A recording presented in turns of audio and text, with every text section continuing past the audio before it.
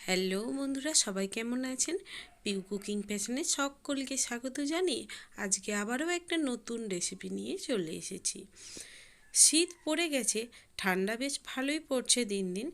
এই সময়ে কিন্তু পিঠের সিজন। আজকে আমি আপনাদের সরু চাকলি পিঠে কিভাবে পারফেক্টলি আপনারা করতে পারবেন সেটাই দেখাবো। তার আগে প্রত্যেক দিনের নিত্য নতুন রেসিপি পেতে অবশ্যই আপনাদের আমার চ্যানেলটা সাবস্ক্রাইব করে রাখতে হবে, আর সাথে পাশে থাকা বেল ঘন্টিটাতে ক্লিক করে অল অপশানটাতে ক্লিক করে রাখবেন, যাতে প্রত্যেক দিনের নিত্য নতুন রেসিপি সবার প্রথম আপনার কাছেই পৌঁছে যায়। তাহলে চলুন রেসিপিটা শুরু করা যাক। সরু চাকলি পিঠে বানানোর জন্য প্রথমেই আমি এখানে 500 গ্রাম ভাত করার জন্য যে চালটা আমরা নিই, সেদ্ধ চাল, সেটা নিয়ে নিয়েছি। আমি এখানে 500 গ্রাম চাল নিয়েছি, কারণ আমি সেই পরিমাণেই পিঠে বানাবো। 500 গ্রাম চালে কিন্তু অনেক পিঠে হয়, যেহেতু পাতলা পাতলা হয় সেই কারণে অনেকগুলোই হয়। সাথে আমি বিউলির ডাল নিয়ে নিয়েছি 100 গ্রাম। 500 গ্রাম চালের জন্য 100 গ্রাম ডাল নিয়েছি, আপনারা চাইলে 200 গ্রামও নিতে পারেন। এবার আমি দুটো ডাল আর চালকে ভিজিয়ে রেখেছিলাম সকাল থেকে সন্ধে পর্যন্ত। ভিজিয়ে রাখার পর দেখুন ডালগুলো অনেকটাই ফুলে গেছে, চালগুলো অনেকটাই ফুলে গেছে, সাদা সাদা কালার চলে এসছে। এবার চাল আর ডালটাকে খুব ভালোভাবে মিক্সিতে পেস্ট করে নিতে হবে। অবশ্যই চাল আর ডালটাকে ভালো করে ধুয়ে নেবেন। তারপর একটা ছাঁকনির সাহায্যে ছেঁকে নিয়ে চাল আর ডালটাকে মিক্সির মধ্যে দিয়ে দিতে হবে। খুব ভালোভাবে ছেঁকে নেওয়ার দরকার নেই, কারণ পেস্ট করার সময় এমনিতেই আমাদেরকে জল দিতে হবে পরিমাণ মতো। আমি এখানে পরিমাণ মতো জল দিয়ে চাল আর ডালটাকে খুব মিহি একটা পেস্ট বানিয়ে নিয়েছি। এবার এই পেস্টটা কতটা পারফেক্ট হয়েছে সেটা আমি আপনাদের দেখিয়ে দিচ্ছি। দেখুন, একদম মিহি একটা পেস্ট হয়েছে, কোনো রকম চাল গোটা নেই। পেস্টটাকে একটা পাত্রে রেখে দিলাম, দিয়ে পরের ব্যাটারটা বানাবো। ব্যাটারটা বানানোর আগে অবশ্যই আমি আপনাদের একটা ইনফরমেশান দিয়ে রাখবো। যারা ননস্টিক তাওয়াতে করবেন তাদের তো কথাই নেই, যেভাবেই করুন জিনিসটা ভালোই হবে। কিন্তু যারা অ্যালুমিনিয়ামের তাওয়াতে করেন বা লোহার তাওয়াতে করেন, তাদের কিন্তু তাওয়ায় চিটিয়ে যাওয়ার একটা ভয় থেকেই যায়। কিভাবে পেস্টটা বানালে তাওয়াতে চিটিয়ে যাবে না সেটা আমি আপনাদের আজকে দেখিয়ে দিচ্ছি। যারা অ্যালুমিনিয়ামের তাওয়াতে করবেন তারা কিন্তু অবশ্যই এই চাল আর ডালের সাথে 100 গ্রামের মতো গোবিন্দভোগ চালও দিয়ে দেবেন। আমি এখানে গোবিন্দভোগ চাল আগের থেকেই ভিজিয়ে রেখেছিলাম। 100 গ্রামের মতো গোবিন্দভোগ চাল আমি ভিজিয়ে রেখেছিলাম, সেই চালটা এখন আমি এই পেস্টটার সাথেই দিয়ে দিচ্ছি।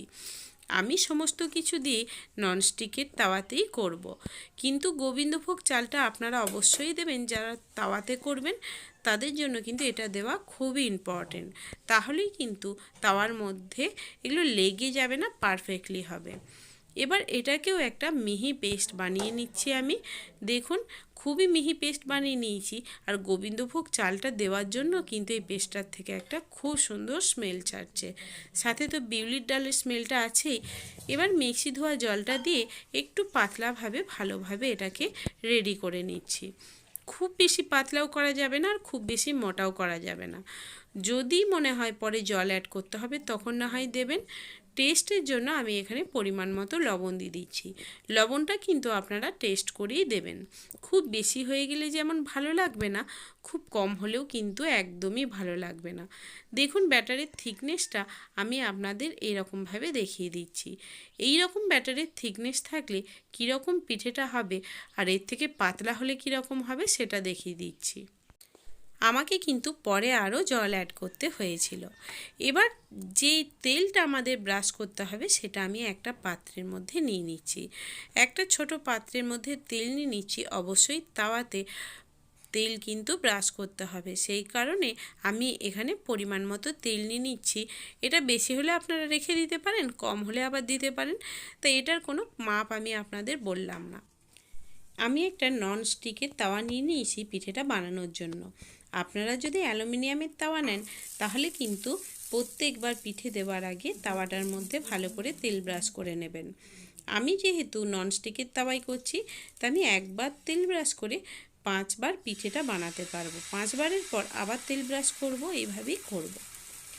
তাওয়াটা গরম হয়ে গেলে প্রথমেই আমি ব্যাটারটা এইভাবে দিয়ে দিলাম, দিয়ে কিন্তু যদি আপনারা এইভাবে বানান তাহলে কিন্তু পিঠেটা পারফেক্ট হবে না। পিঠেটা কিভাবে পারফেক্ট হবে আর কিভাবে পারফেক্ট হবে না সেটা দেখানোর জন্যই আমি এই পিঠেটা বানাচ্ছি। দেখুন, আম পাতার সাহায্যে আমি এটা চাড়িয়ে নিতে গিয়ে দেখলাম আমার কিন্তু এটা চাড়াতে একটু দেরি হয়ে গেছে। এবার পিঠেটা ভালোভাবে সেদ্ধ না হলেই যদি আপনারা এটা তুলতে যান তাহলে কিন্তু পুরোটাই গোবলেট হয়ে যাবে। তাহলে কিভাবে পিঠেটা তাড়াতাড়ি ভালো হবে সেটা দেখে নেওয়া যাক। এবার আমি আর তেল ব্রাশ করলাম না, আগেরটাতেই যেহেতু তেল ব্রাশ করা আছে তাই এবার একেবারেই ব্যাটারটা দিয়ে দিলাম। মিডিয়াম টু লো ফ্লেমে রাখবেন। এই সময় আপনারা গ্যাসের ফ্লেমটা একদমই হাই করবেন না, দেওয়ার সময় অবশ্যই লো ফ্লেমে রাখবেন, তারপর দেওয়া হয়ে গেলে মিডিয়ামে করবেন। যদি দেওয়ার সময় গ্যাসের ফ্লেমটা হাই ফ্লেম করে দেন তাহলে কিন্তু পিঠেটা আপনারা চাড়াতে পারবেন না।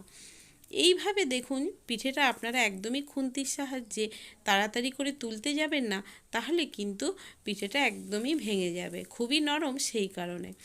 নিজের থেকেই পিঠেটা উঠে আসবে সাইড থেকে, তখনই বুঝবেন এটা হয়ে গেছে। আর হয়ে গেলে কিন্তু নিজের থেকেই আপনারা এটাকে খুব ইজিলি তাওয়ার থেকে আলাদা করে নিতে পারবেন। তখন কোনো রকমই প্রেসার দেওয়ার প্রয়োজন হবে না। আর যদি প্রেসার দিয়ে তুলতে চান খুন্তির সাহায্যে তাহলে কিন্তু পিঠেটা একদম নষ্ট হয়ে যাবে। এবার দেখুন আমাদের কিন্তু পিঠেটা ভালোভাবে হয়ে গেছে। এই সময় গ্যাসের ফ্লেমটা মিডিয়ামেই রাখতে হবে। আর অবশ্যই আপনারা যখন বাড়িতে বানাবেন এটা কিন্তু ঢাকা দিয়ে দেবেন। মিডিয়ামে গ্যাসটা রেখে 2 থেকে 3 সেকেন্ডের মতো ঢাকা দিয়ে রেখে দেবেন, তারপর ঢাকা খুলে আবার ভালোভাবে এটা নামিয়ে নেবেন। এইভাবে আমি প্রত্যেকটা পিঠেই বানিয়ে নিচ্ছি। তাহলে নিশ্চয়ই বুঝতে পারলেন বন্ধুরা কিভাবে করলে পিঠেটা পারফেক্ট হবে আর কোন ভুলগুলো করলে পারফেক্ট হবে না। ব্যাটারটা মোটা হলেও যেমন হবে না, পাতলা হলেও হবে না। নিশ্চয়ই আমি যখন তাওয়ার মধ্যে ব্যাটারটা দিচ্ছি আপনারা বুঝতেই পারছেন ব্যাটারটার থিকনেসটা কীরকম আছে।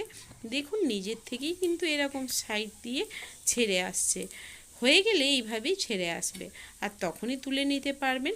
কত সুন্দর পাতলা পাতলা পিঠেগুলো হয়েছে নিশ্চয়ই আপনারা দেখতে পাচ্ছেন।